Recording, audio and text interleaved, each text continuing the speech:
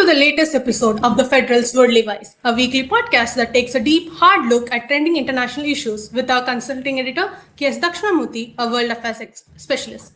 As the Iran war widens, cracks are emerging across global alliances, with key partners refusing to align with Washington's strategy. The shifting responses raise deeper questions about geopolitics, economics, and the future of global order. Mr. Dakshinamurthy is with us to give a deeper insight into these developments. Welcome, sir. So, sir, my first question is with major European powers like Italy, France, Germany, and Spain are openly refusing to join the US led war efforts. So, are we seeing an unprecedented divergence within the Western alliances? So, how significant is this movement? It is definitely extremely significant because this level of differences has not been seen before. There was some similar issue during the days on the eve of the invasion of Iraq, when the US was planning to invade Iraq.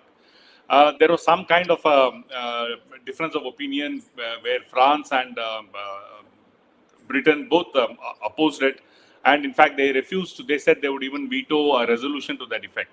But post that, that was the first time that something like that had happened after the Second World War and the Cold War, all that. So now this one is far more serious because it's the entire European Union virtually has gone against the action of Trump and Israel.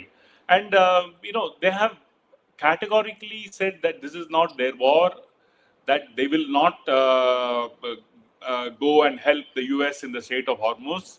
And they have, in fact, on many occasions, they have said that this is an unprovoked war, which is completely, it is affecting the entire world. And to make things worse, the EU is also now considering some kind of a parallel security initiative, which should be amongst the EU itself. Now, how far this will fructify, whether such a difference of opinion between the EU and the US is going to be a long-term thing, whether it will outlast Trump, we do not know. But it depends on how much Trump will respond to Europe's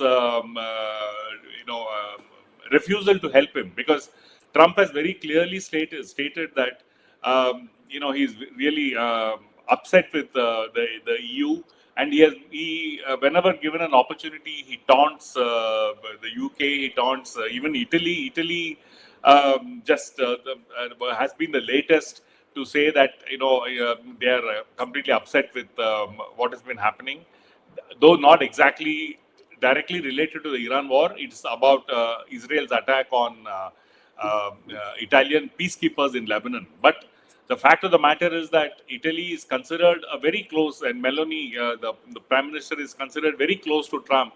And for her to have taken such a decision is something really, it's very significant. And one more very major thing is that Israel and EU have a trade agreement since 2000. And there is an attempt now, there is a attempt within the EU to take a relook at this trade agreement. So all these factors are, directly affecting the US and EU, and the impact on the Russia-Iran war is the other thing, because one of the reasons why the EU was still clinging on to Trump and having the relationship with the US was because the US was helping Ukraine fight the Russians, and the EU is very much pro-Ukraine, and it wants Ukraine to succeed in its war with Russia. So, but at the present moment, what is happening in the Iran the sector, the Iran war, it has outweighed what is happening between Russia and Ukraine, and EU's dependence on the US to defeat Russia as far as the Ukraine-Russia war is concerned. So it is a major development, and we don't know how far this is going to go ahead. Sir, you had mentioned about Israel attacking Lebanon. So Israel has also played a major role in this war. So how are European nations reacting to Israel's role in the ongoing Iran war?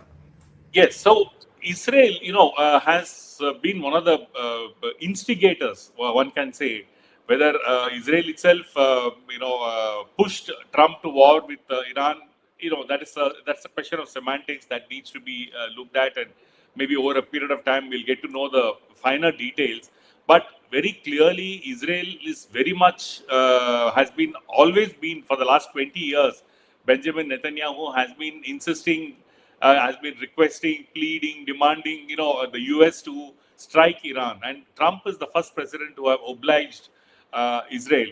And Israel does not want to lose the opportunity. So Israel has been attacking Iran. And as we have even spoken earlier, Israel also was the country that is reported to have sabotaged the negotiations, two negotiations, one in June 2025, and then the latest negotiations, which that was going on in February, before the start of the Iran war. So so Israel has been very much has been in favor of continuing with Iran. But the point here is, if you look at the the European Union's response to Israel, uh, they have really moved forward to target Israel only after Israel has made, has kind of brought in Lebanon into the picture, because in Lebanon the Hezbollah was attacked, fired rockets into Israel after the assassination of Ali Khamenei, and Hezbollah being very close to Iran, in protest it fired rockets. So Israel turned towards Lebanon, and today they have occupied large parts of South Lebanon, and Israel is insisting that it will continue to hold this area and then convert this into some kind of a security buffer. Now, the EU, which the EU's response is interesting, because the very same European Union did not do much when Israel was attacking Gaza. After the 2023 Hamas attack on Israel, for the next 2 years, Israel was targeted Gaza, and many call it a genocidal attack. So that case is still in court. That is, the final word has not been said, but still, the very fact that Israel killed around 72,000 Palestinians in Gaza was something very serious, but the EU did not really make so much of it. There was not that much of a response.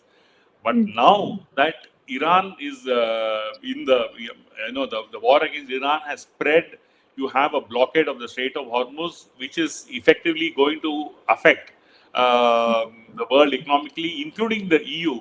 I think the EU has suddenly woken up and decided that it is time for them to step in. And to make matters worse for Israel, the Israeli troops targeted Italian peacekeepers, as I was saying earlier, and this has upset Italy very much. And also, one more thing that has happened is the defeat of Viktor Orban in Hungary.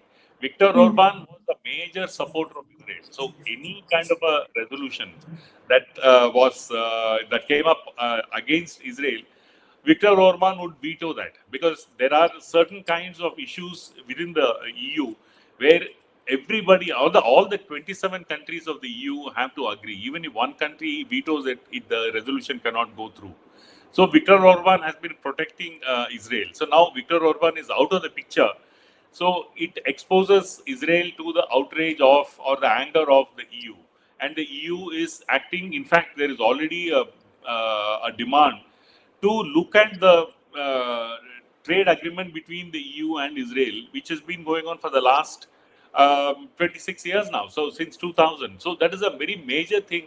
Also, because Europe is the biggest market for Israel. So the volume of trade is in the range of $50 billion annually. So it is a major market for Israel. So EU turning against Israel is really a big step, and as by extension, it also means that EU is turning against the US, and already you have Spain, which has been very forthright against this war against Iran, and Spain, the Pedro Sanchez, the Prime Minister of Israel, Spain, has he has completely been one of the most foremost anti-war, anti-Iran war protagonists, and he has really spoken out But now the other countries are also joining in. Even the British, who are considered very close eye, probably the closest allies of the US, has also Keith Starmer, the Prime Minister of the UK, has also very forthrightly come out against the war. So what is happening is across Europe there is a tide that is turning against the US and Israel, and which will have definitely deeper repercussions going forward. Yeah. So you had mentioned about the blockade of the Strait of Hormuz. So US president has also announced their own blockade. So is it actually succeeding, or do you think it will resolve this war? See, the blockade of the Strait of Hormuz has become a subject of memes because what Trump is doing, blocking a state that is already blocked. So it's causing a lot of amusement around the world.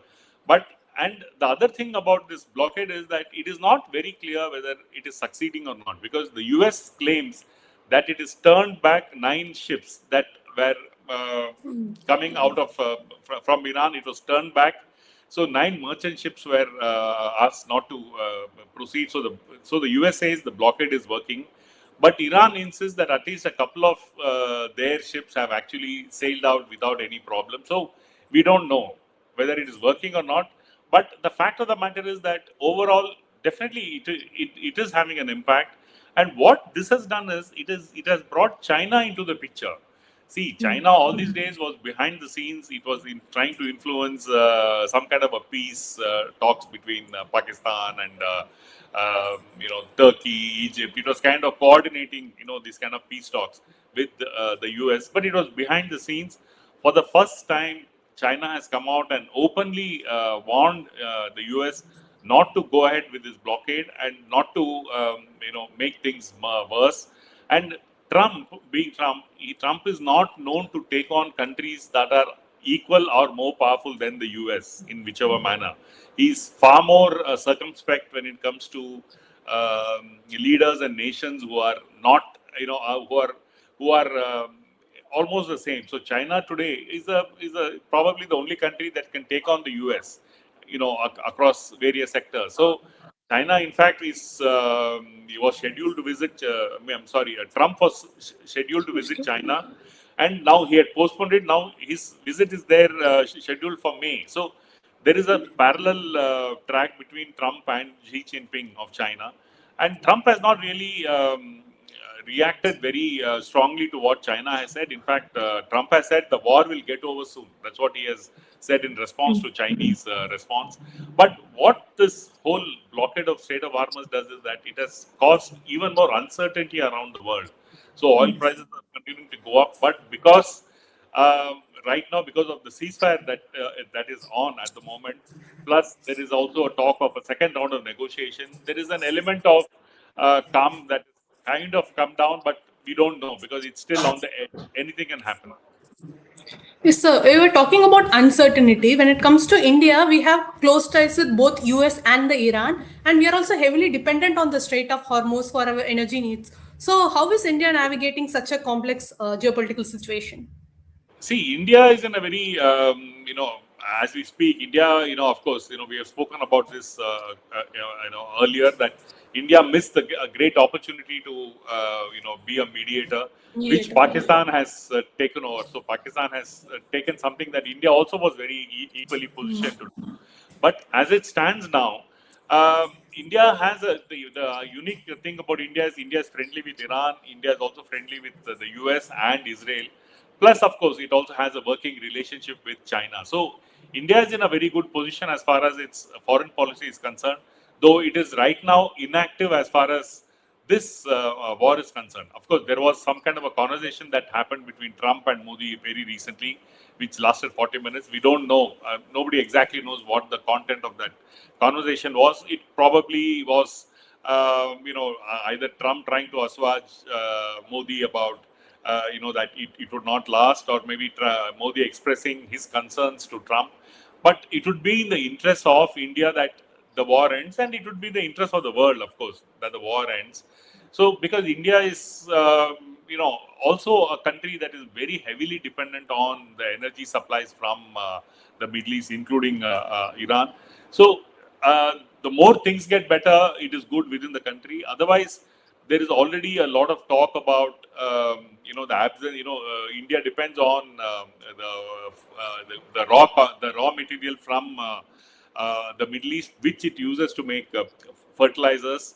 So there is a fear that there will be a severe shortage of fertilizers before the cropping season, and if it doesn't come on time, it's going to directly affect Indian agriculture. So all these things are there. So as far as India is concerned, India is just has adopted a wait and watch kind of a policy. It is not done anything proactive.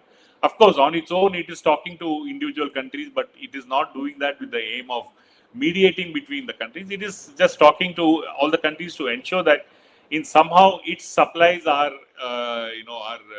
continues, and it is not put in any grave danger. So because finally the Indian government is accountable for to its own people, and the people expect the Modi government to manage the situation in such a way that the crisis does not hit India. So I think so it's more of a crisis managing kind of a activity that the Indian government is engaged in right now.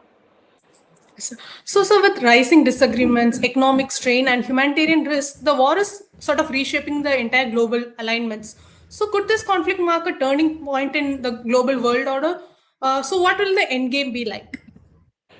See, that is the the underlying issue is that fundamentally people means leaders and nations around the world which are watching this are many are already saying that Trump has managed to break the international world order. What it basically means is it's a rules-based order, and the US was one of the countries that used to promote it, which means that nations should abide by international conventions. They should go by the world, informally and in some cases formally agreed kind of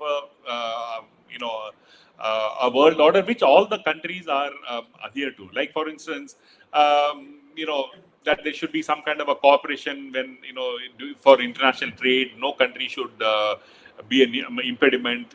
Those kind of things. There are many such things. As far as trade is concerned, because the world depends on each country depends on other countries. No country can live in isolation. So, what the US has done is by going to war with Iran, by attacking Iran the way it has, without consulting the United Nations, without consulting its allies in Europe, without having any kind of a, giving any kind of an indication that it is going to attack Iran, even not giving any indication to Iran itself, that not even warning Iran that it will attack, because there were negotiations were going on, and it abruptly attacked, and not for the first time. This is for the second time, and on top of it, if you know, I mean, if you, as you know, that Trump imposed reciprocal tariffs on friendly countries, all countries around the world.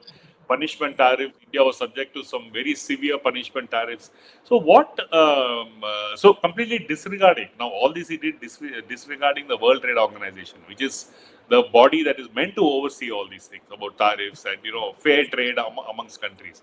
So what Trump has gone about doing, especially in his second term, is he has completely disregarded the world's in the institutional bodies which are very crucial to keep the world at peace. Okay, so and Israel, by protecting Israel so much, what he has managed to do is he has managed to give so much of power to Israel that Israel today is completely unmanageable. No country in the world can control Israel other than the US itself. And and Trump has given a free hand to Benjamin Netanyahu to do whatever he wants. So Israel has become a completely a loose cannon. It can just attack anybody it wants. It need not question anyone. For instance, not only did it occupy, has it occupied southern Lebanon, it has passed a law that has completely shocked the European Union. That is another reason why the EU is very upset with Israel. Death penalty for Palestinians who are fighting for their rights, for their freedom, and this is so they can be death penalty can be imposed on them, and this is only for Palestinian activists, not for Israeli activists. So very clearly, it is a anti-Palestinian move, and this has upset the EU. And the EU, the European Union, has always thought of itself as a body that protects human rights. It is very much for a world order, an institutionalized and a fair world order. So what the EU, what it has managed to do, both Israel in one way and the US in another way, is that they have managed to completely attack EU's reason for existence, which is, to ensure that the world order continues. So what by this the war on Iran and the Israel's action on Lebanon and the way it has gone about attacking Gaza and the entire occupied Palestinian territories, is that it has completely shaken up the entire world order, and the United Nations, to top it, has been unable to do anything about any of this. It has not even been able to pass a resolution. I mean, so what it basically goes to show is that there is a serious lacuna in the existing world order, and even if the war ends, even if the Iran war ends, the repercussions of this is going to be felt for a long time. It may even probably lead to a different kind of a setup, which we need to wait and see. But let's not be surprised if it actually happens. Thank you. Thank you so much for your insights, sir.